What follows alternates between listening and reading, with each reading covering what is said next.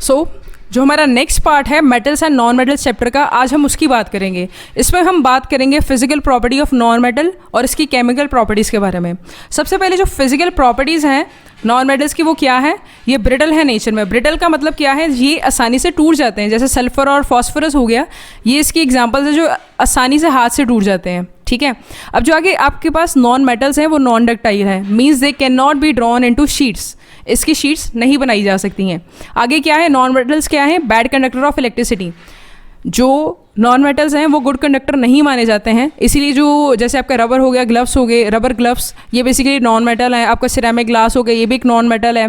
तो ये सब क्या है, बैड कंडक्टर्स ऑफ इलेक्ट्रिसिटी। ठीक है, पर इसमें से एक एक्सेप्शन है, that is graphite. Basically graphite आपका ऐसा नॉन मेटल है जो क्या है, गुड कंडक्टर ऑफ इलेक्ट्रिसिटी।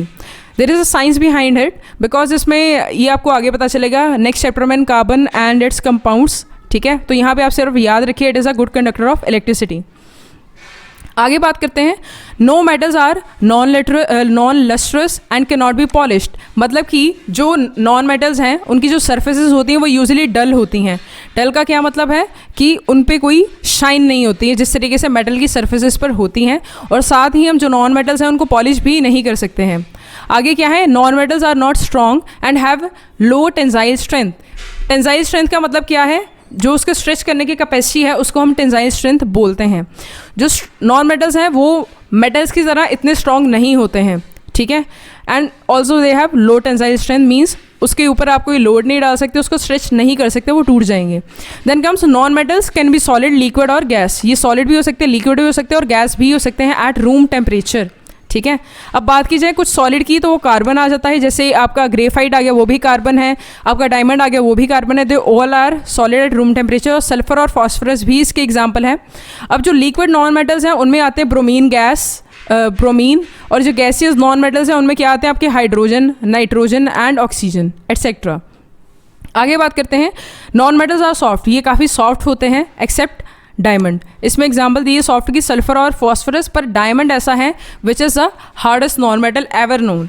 जो डायमंड है वैसे भी एक हार्डेस्ट सब्सटेंस है which can not be broken down with the help of physical tools. जैसे हम फिजिकल टूल्स अगर आप उस पर हैमर मारेंगे तो वो टूटेगा नहीं, पर अगर आप उसको अबाउ 3500 डिग्री सेल्सियस पे आप उसको हीट करते हो तो उस टाइम पे वो गैस में कन्वर्ट हो जाता है।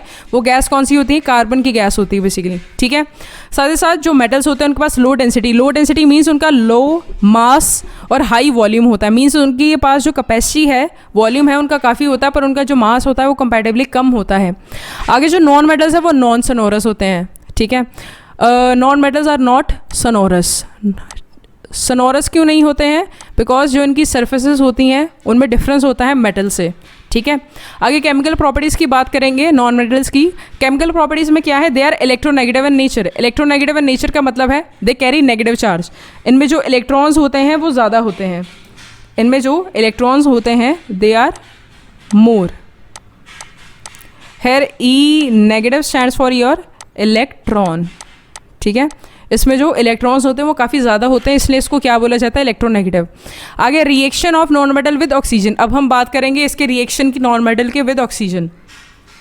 तो जब ये कंबाइन करता है विद योर ऑक्सीजन तो ये क्या बनाता है, योर न्यूट्रल ऑक्साइड्स। ठीक है, तो C+O2 CO2 आएगा आपके पास, S+O2 SO2 आएगा। ठीक है, तो ये सब क्या है, न्यूट्रल ऑक्साइड।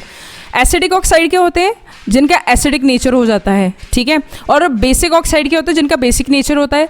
पर जो न्यूट्रल ऑक्साइड होते हैं इनका pH 7 रहता है, मीन्स दे आर न्यूट्रल। ना वो एसिडिक रहते हैं, ना बेसिक रहते हैं, और ना रिएक्ट करते हैं। Then comes reaction of non metal with water. अब जो नॉन मेटल्स हैं इनका रिएक्शन की बात करेंगे विद वाटर। अगर बात की जाए तो जो नॉन मेटल्स हैं वो पानी के साथ बिल्कुल रिएक्ट नहीं करते हैं। ठीक है, to evolve hydrogen gas. Usually जो पानी के साथ रिएक्शन होता है मेटल का उसमें क्या निकलती है, hydrogen gas as a product, as a by product. ठीक है, पर इस केस में नॉन मेटल्स की अगर बात की जाए तो ये पानी से बिल्कुल भी रिएक्ट नहीं करते हैं। क्यों, क्योंकि जो नॉन मेटल्स हैं वो क्या करते हैं, इलेक्ट्रॉन्स रिलीज करते हैं to hydrogen ions of the water. ये बेसिकली एक केमिकल रिएक्शन है, ये आपको केमिकल रिएक्शन वाले चैप्टर में थोड़ा सा क्लियर हो जाएगा, but here you have to just learn this thing. Then comes non metals do not react with dilute acid. अब जो डिल्यूट एसिड वाला था, जो मेटल्स है वो डिल्यूट एसिड से रिएक्ट करते हैं, पर जो नॉन मेटल्स है वो नहीं रिएक्ट करते हैं। आगे क्या है, अब more reactive non metal displaces a less reactive non metal from its salt solution. अगर बात की जाए नॉन मेटल्स की रिएक्शन की विद सॉल्ट सोल्यूशन, तो उस केस में जो हाईली रिएक्टिव नॉन मेटल होता है वो लेस रिएक्टिव जो नॉन मेटल होता है उसको डिस्प्लेस कर देता है, मीन्स उसकी जगह ले लेता है। सबसे पहले अगर बात की जाए 2NaBr जो एक्वस सोल्यूशन में है, एक्वस मीन्स पानी, और Cl2, इसके बाद लिखा है साथ में जी स्टैंड्स फॉर गैस, ठीक है। जब इसको क्लोरीन से आप रिएक्ट कराओगे तो इसमें जो आपका ब्रोमीन है वो क्या है, आपका नॉन मेटल, क्योंकि आपका जो Na है वो है आपका मेटल, ठीक है। Br है आपका नॉन मेटल, Cl भी आपका नॉन मेटल है, तो ये दोनों एक दूसरे को डिस्प्लेस कर देंगे। तो आपके पास आंसर क्या आएगा, NaCl प्लस Br2। आगे बात करते हैं अकरेंस ऑफ मेटल्स की। अकरेंस ऑफ मेटल्स में क्या है, अब जो मेटल्स है वो दो फॉर्म्स में आते हैं, एक नेटिव और फ्री स्टेट और एन कंबाइंड स्टेट। बेसिकली यहाँ पे एंड आएगा आपका, यहाँ पे आपका आएगा एंड।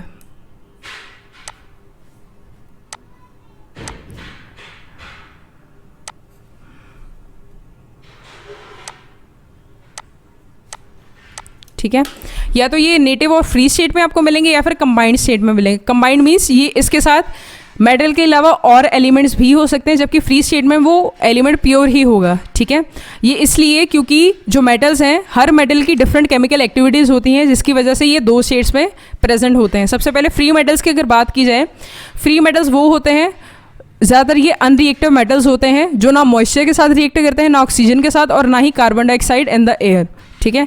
इसलिए ये नेचुरल स्टेट में होते हैं, नेटिव स्टेट में होते हैं एंड इन फ्री स्टेट। इसके एग्जांपल है gold, platinum, copper, silver, mercury. ये सारे जो मेटल्स है वो लेस रिएक्टिव है, ठीक है, इसलिए ये फ्री स्टेट में भी आपको मिल जाएंगे as well as combined state में भी मिल जाएंगे आपको।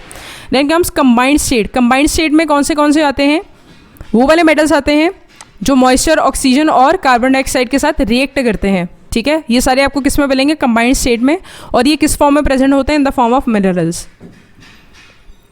आगे हम बात करते हैं अकरेंस ऑफ इनर्ट गैस। अब जो इनर्ट गैसेस वो वाली गैसेस होती हैं जो किसी भी चीज़ के साथ बिल्कुल भी रिएक्ट नहीं कर देती हैं, they are unreactive in nature, वो रिएक्ट नहीं करती हैं। इसमें एग्जांपल है helium, neon, argon, krypton, radon, xenon are found in atmosphere. ये सारी की सारी जो आपकी इनर्ट गैसेज हैं, ये सारी की सारी गैसेज आपकी इनर्ट हैं और they are present in atmosphere itself. अब हीलियम, जो हीलियम है वो सेकंड लाइटेस्ट गैस है आफ्टर हाइड्रोजन। अब जो हाइड्रोजन गैस है वो सबसे लाइटेस्ट है, ठीक है। उसके बाद जो लाइट गैस आती है that comes out to be helium, और इसीलिए जो बैलून्स हैं जो हवा में उड़ते हैं वो हीलियम फिल्ड होते हैं। उसमें क्या होती है, कौन सी गैस होती है, हीलियम। और साथ ही साथ जो आपके स्टार्स हैं उनमें भी हीलियम होती है। During the nuclear reaction hydrogen in the stars are changed into helium. Basically stars में क्या होता है, जब न्यूक्लियर रिएक्शन होता है उनमें, तो उस टाइम पे जो उनकी हाइड्रोजन गैस होती है स्टार्स में वो कन्वर्ट हो जाती है हीलियम गैस में, ठीक है। So this is a quite lengthy process. ये PhD लेवल की बात है, ये किस तरीके से होता है काम, इसलिए आपको इसको सिंपली दिमाग में रखना है कि hydrogen is converted into helium during nuclear reaction and stars, ठीक है। और काफ़ी ज़्यादा अमाउंट ऑफ एनर्जी रिलीज होती है। और साथ ही साथ आगे उसने क्या बात की है कि जो 1% एयर है उसमें आर्गन प्रेजेंट है, ठीक है। जो रेडॉन है वो found in associated radium bearing minerals, वो किस में प्रेजेंट होती है, उस मिनरल्स में जिसमें क्या होता है, रेडियम। अब जो रेडियम था ये एक आपका मेटल था, दिस वॉज योर मेटल, और ये जो आपका मेटल होता है ये बेसिकली क्या है, आपका रेडियो एक्टिव मेटल है, ओके। और जो नियॉन है वो किस में प्रेजेंट होता है, एयर में, in very very very little amounts. और साथ ही साथ जो आपके इनर्ट गैसेस होती हैं वो कलरलेस और ऑर्डरलेस। ऑर्डरलेस का मतलब है कि उनकी कोई स्मेल नहीं होगी, कोई टेस्ट नहीं होगा, ठीक है, कोई ऑर्डर नहीं होगा उनका। Then comes occurrence of halogens. Halogens की सबसे ज़्यादा एग्जांपल, सबसे पहले एग्जांपल आती है फ्लोरीन, क्लोरीन, ब्रोमीन, आयोडीन। ये चार बेसिकली आपके मेन हेलोजेंस हैं, ठीक है। और ये जो हेलोजेंस हैं ये काफ़ी एक्टिव होते हैं और इनमें से कोई भी आपको फ्री स्टेट में नहीं मिलेगा विद इन नेचर। आगे एक बात की जाए एक डिसीज़ की, that is fluorosis. Fluorosis basically disease है जो टीथ के केस में होती है। You can see the diagram, ये वाली। इसमें क्या होता है, इसमें जो आपके टीथ होते हैं इट बिकम, उसके ऊपर ना ब्राउन से पैचेस आने शुरू हो जाते हैं, ठीक है। ब्राउन से पैचेस आने शुरू हो जाते हैं, ये इसलिए होता है बिकॉज क्योंकि जो फ्लोरीन है ड्रिंकिंग वाटर में वो इसके ऊपर अकोमुलेट होना शुरू हो जाता है, ठीक है। अकोमुलेट होने की वजह से यहाँ पे आपको टीथ पे ब्राउन स्पॉट्स आने शुरू हो जाते हैं, जिसकी वजह से आपको डिसीज़ हो जाती है टीथ की, that is fluorosis. Then comes noble metals. Noble metals वो वाले होते हैं जो हाईली अनरिएक्टिव होते हैं, जो किसी भी चीज़ के साथ रिएक्ट नहीं करते हैं। इसमें कौन से आ जाएंगे आपके मेटल? गोल्ड, आगे आपका सिल्वर, प्लेटिनम, इरीडियम, रोडियम। इसलिए गोल्ड और सिल्वर, प्लेटिनम ये तीनों ज़्यादा मेन अनरिएक्टिव मेटल्स हैं, इसीलिए हम इसकी ज्वेलरीज यूज़ करते हैं एंड नॉट ऑफ गोल्ड, क्योंकि गोल्ड जो है उसमें रस्टिंग के चांसेस ज़्यादा होते हैं because it is not at all a Nobel metal. तो ये जितने भी नोबल मेटल होंगे वो दे आर अनरिएक्टिव, वो ज़्यादा रिएक्ट नहीं करते हैं। Then comes alloy. Alloy basically क्या है? ये दो या फिर दो से ज़्यादा मेटल्स का मिक्सचर है। ये क्या करता है?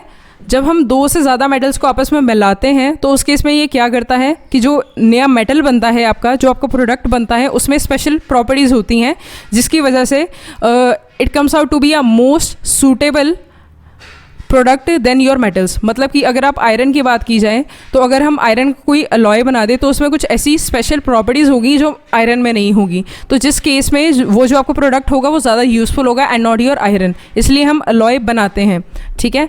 अगर मरकरी है, मरकरी आपका क्या है? मेटल। अगर हम इसका अलॉय बनाएं तो वो क्या, उस सीरीज़ को क्या हम कहेंगे? अमेलगम।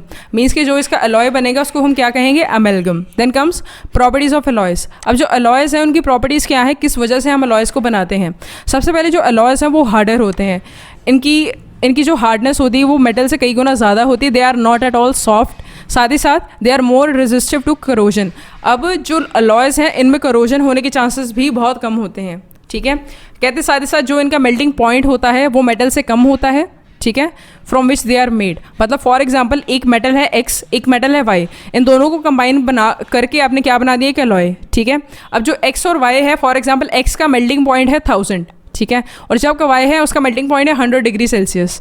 तो जो आपका अलॉय होगा इन दोनों का, इस अलॉय का अगर बात की जाए तो इसका मेल्टिंग पॉइंट इन दोनों के कंपैरेटिवली काफ़ी ज़्यादा होगा। It can be more than 2000 degree Celsius. तो मतलब यहाँ से आपको समझ आ सकती है कि इन केस में, इसके अलॉय के केस में मेल्टिंग पॉइंट कितना ज़्यादा होता है।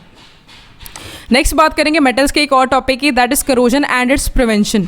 अब जो करोजन है वो सबसे जिसे कहना चाहिए एक प्रॉब्लमेटिक सिचुएशन होती है, जो आयरन के केसेस में, एल्यूमिनियम के केसेस में, सिल्वर के केसेस में आप देख सकते हैं, और कॉपर के केसेस में भी, ठीक है। तो करोजन में बेसिकली क्या होता है, जो मेटल है वो एटमॉस्फेरिक ऑक्सीजन, ठीक है, बाकी गैसेस और वाटर की प्रेजेंस में करोड होना शुरू हो जाता है, मींस डैमेज होना शुरू हो जाता है। इसमें होता क्या है, एटमॉस्फेयर में काफ़ी सारी गैसेस अवेलेबल हैं, इसमें जो मेन कंपोनेंट है जो करोजन करता है that is your atmospheric oxygen plus water. जहाँ पे पानी और हवा होगी उस केस में जो करोजन है वो काफ़ी ज़्यादा होगी। तो मीन्स के जो दो मेन इंपॉर्टेंट कंपोनेंट्स हैं जो मेटल की करोजन करते हैं वो क्या है? वाटर और दूसरा एटमॉस्फेरिक ऑक्सीजन, ठीक है।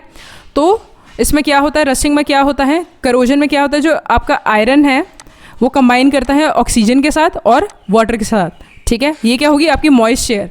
एयर को मॉइस्ट कब बोलेंगे? जब उसमें वाटर कंटेंट काफ़ी है। तो ये आपका क्या बना देगा? Rust, Fe2O3 plus FeOH3। तो this comes out to be your rust. Rust means जो आपकी करोजन हो जाती है आयरन के केस में। आगे हम बात करेंगे करोजन ऑफ आयरन। इस तरीके से आपको करोजन ऑफ आयरन देखने को मिल सकती है, इस तरीके से करोजन होती है, इस तरीके से करोडेड पार्ट हमें नज़र आते हैं आयरन के। आगे हम बात करते हैं एल्यूमिनियम की। जो एल्यूमिनियम के बर्तन है, यूटेंसिल्स हम घर पे यूज़ करते हैं, ये भी एक रिएक्टिव मेटल है।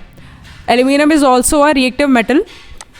देन आयरन के बाद ये भी एक रिएक्टिव मेटल आता है। इसमें क्या होता है बेसिकली, जो आपका एल्यूमिनियम है ये मॉइस्चर की वजह से, मींस अगेन इसके साथ जो करोजन होती है वो होती है ऑक्सीजन की वजह से, और साथ ही साथ आपकी किसकी वजह से होती है? वाटर की वजह से। मींस इसके साथ आपकी मॉइस्चर कंबाइन कर दी है 4Al + 3O2, ठीक है। दिस गिव्स यू 2Al2O3, जो क्या है?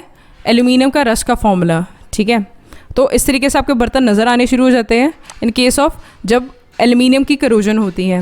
देन कम्स, इस चीज़ से बचने के लिए एल्यूमिनियम के ऊपर हम एक एल्यूमिनियम ऑक्साइड की लेयर चढ़ा देते हैं, ठीक है, जो कि एक प्रोटेक्टिव कोटिंग होती है। जितने भी हमारे यूटेंसिल्स आते हैं घर पे उन सब पे ये लेयर चढ़ी होती है, जिसकी वजह से करोजन ना हो, ठीक है। और इस मेथड को हम क्या बोलते हैं? Anodising method. Then comes copper. Copper की बात करेंगे, जो कॉपर है, अब कॉपर इस तरीके से अपने ऊपर एक रस्ट ग्रीन लेयर जमा लेता है रस्ट की, ठीक है। इसकी रस्टिंग क्यों होती है? Due to H2O and CO2। H2O your water and CO2 is your carbon dioxide, और साथ ही साथ इसमें क्या कंबाइन करता है? ऑक्सीजन। तो इस तरीके से इसका रस्ट का फॉर्मूला आता है। जब कॉपर आपका कंबाइन करेगा CO2 के साथ, H2O के साथ और O2 के साथ, तो ये क्या बनाएगा? CuCO3 CuOH2, मतलब ये ग्रीन मास बना देगा कॉपर कार्बोनेट का, ठीक है, जो इस तरीके से आपको नज़र आएगा लाइक दिस, ठीक है। आगे हम बात करते हैं सिल्वर फर्निशेस की। जो हमारा सिल्वर है, सिल्वर के ऑर्नामेंट्स ये सारे के सारे काले हो जाते हैं। काले क्यों होते हैं? Because of its reaction with hydrogen sulphide. जो H2S नाम का एक केमिकल है, ये इसके साथ रिएक्ट करता है, और इसका रिजल्ट क्या होता है कि जो आपका सिल्वर है वो काला होना शुरू हो जाता है, उसके ऊपर एक ब्लैक कोटिंग आ जाती है। तो इसका जो फॉर्मूला है केमिकल रिएक्शन, वो इस तरह से होता है 2Ag + H2S। H2S आपका केमिकल है हाइड्रोजन सल्फाइड। ये जब आपकी सिल्वर के साथ कंबाइन कराता है तो ये क्या बना देता है? सिल्वर सल्फाइड, और हाइड्रोजन गैसेस रिलीज। इस केस में क्या होता है? सिल्वर सल्फाइड बनने की वजह से जो आपका सिल्वर है वो काला होना शुरू हो जाता है, ठीक है। अब बात करते हैं एक और मेटल की, दैट इज टाइटेनियम। टाइटेनियम एक ऐसा मेटल है that is highly resistant to corrosion. Titanium के केस में कभी भी करोजन नहीं होती है, और इसीलिए जो शिप्स हैं, जो बड़ी बड़ी शिप्स बनती है, उस केस में हम टाइटेनियम यूज़ करते हैं एंड नॉट आयरन और एनी अदर मेटल, ठीक है। आगे बात करेंगे मेथड्स ऑफ प्रिवेंटिंग करोजन। अब करोजन हो रही है, काफ़ी सारी चीज़ें मेटल की, आयरन की भी बनी हुई है, कॉपर की भी बनी हुई हैं, तो इस केस में हम करोजन को कैसे रोक सकते हैं? हम करोजन को रोक सकते हैं बाय अप्लाइंग ऑयल और ग्रीस। अगर बाहर कोई आपने अपना कोई मेटल का पीस रखा है, तो उसके ऊपर अगर हम ऑयल और ग्रीस लगा देंगे तो उससे क्या होगा कि जो मेटल है और एयर है उसके बीच में एक ऑयल और ग्रीस की लेयर बन जाएगी, जिसकी वजह से मेटल और जो आपका एयर होगी, मॉइस्ट एयर, वो दोनों कॉन्टेक्ट में आ नहीं पाएंगी, जिसकी वजह से मेटल की करोजन नहीं होगी। Then comes paint. अगर हम उसके ऊपर पेंट लगा दें तो उस केस में भी करोजन नहीं होगी। सेम कंसेप्ट है जो ऑयल और ग्रीस का होगा, जो मेटल और एयर है उन दोनों के बीच में एक लेयर आ जाएगी, दैट इज़ पेंट। और जो पेंट है वो नॉन रिएक्टिव होते हैं, एंड यूजली जो आपका इस केस में मेटल होगा वो बच जाएगा। Then comes galvanisation. ये एक और टेक्निक है। इस केस में क्या किया जाता है? आयरन, ये आयरन में यूज़ होती है। आयरन को करोजन से बचाने के लिए उसके ऊपर एक जिंक की लेयर चढ़ा दी जाती है, जिसकी वजह से वो करोजन से बच जाता है, ठीक है। जिंक ऑक्साइड की बेसिकली वो लेयर होती है जो आयरन पे चढ़ाई जाती है, जो कि एक प्रोटेक्टिव लेयर है जो रस्टिंग से बचाती है आयरन को, और इस प्रोसेस को हम गैल्वेनाइजेशन बोलते हैं। Then comes electroplating. अब मेटल्स हो गए, कोई स्टील की तरह हो गया, कोई आयरन की तरह हो गया, इन केस में भी प्रोटेक्शन इंपॉर्टेंट है। तो इनको प्रोटेक्शन कैसे मिलती है? इनके ऊपर टिन या फिर क्रोमियम मेटल्स की लेयर चढ़ा दी जाती है, जिसकी वजह से they become resistant to corrosion, ठीक है। Last topic is your alloying. Alloying का क्या मेथड, एलॉइंग का क्या मतलब है? दो या फिर उससे ज़्यादा मेटल्स को मिक्स करना ताकि उनका एलॉय बन जाए। इस प्रोसेस को क्या बोलते हैं? एलॉइंग। और इस प्रोसेस में क्या होता है, जो मेटल्स हैं, if they are corrosive, corrosive in nature का क्या मतलब है? अगर उनके केस में रस्टिंग ज़्यादा जल्दी होती है, तो अगर एलॉय उनका बना देंगे तो उस केस में उसकी रस्टिंग नहीं होगी, they would become resistant to rusting, ठीक है। तो इसकी एग्जाम्पल क्या है एलॉय बनाने की? Alloy of iron with your chromium and nickel forms stainless steel। जब हम क्रोमियम और निकल और साथ ही साथ this is your iron not Orion, तो ये जब आयरन, निकल और क्रोमियम का एक अलॉय बनाया जाता है तो उस केस में एक स्टेनलेस स्टील आता है हमारे पास, that is resistant to rusting. इसके ऊपर कोई भी रस्टिंग नहीं लगती है, ठीक है। So that's all, thank you.